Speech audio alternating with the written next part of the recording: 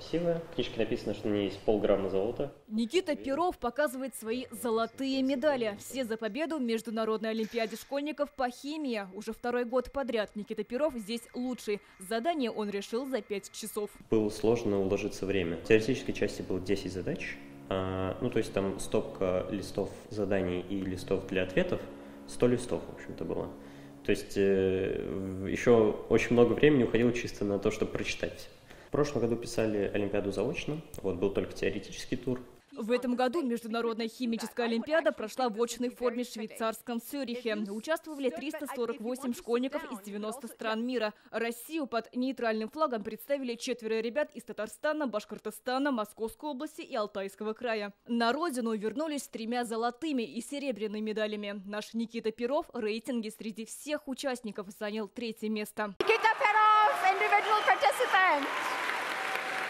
18-летний гений химии не раз побеждал на олимпиадах разного уровня. Накануне Никита принял участие во встрече с премьер-министром страны Михаилом Мишустиным. Здесь были все победители международных олимпиад страны. Казанец смог задать ему вопрос. Какие книги во время вашей учебы в ВУЗе оказали на вас самое сильное влияние и сыграли важную роль в вашем профессиональном становлении?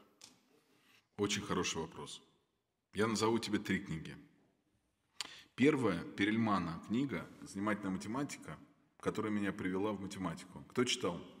Вторая книга называется «Альберт Эйнштейн. Творец и бунтарь». 3-я книга под редакцией Сканави математики. Я думаю, она еще есть в вашем портфеле. Талант Никиты к наукам одной из первых заметила его учитель по химии Эльфия Сафонова. Готовить юношу к олимпиадам началась с 7 класса. Когда я увидела, что скоростное мышление у ребенка гораздо выше, чем у его одноклассников, я ему предложила позаниматься решением олимпиадных задач. В 8 классе Никита стал заниматься уже более серьезнее. И школьный учебник уже остался далеко позади, и он изучал химию по литературе, по научной литературе именно высшей школы. То есть это первый курс химического института КФУ.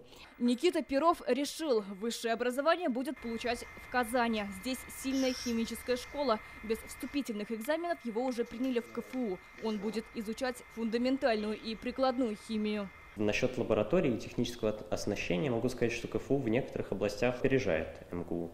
В некоторых, конечно, нет. Посетив Швейцарию, я начал задумываться в целом о том, что учиться за границей тоже очень хорошо. И начал задумываться о поездке не на этапе бакалавриата, но в аспирантуру, например, то есть, что называется PhD, или на постдокторнатуру. Со своей будущей профессией Никита еще не определился. Говорит, на данный момент видит себя исследователем или ученым. Сирина Васильева, Лейсан Саитова, ТНВ, Казань.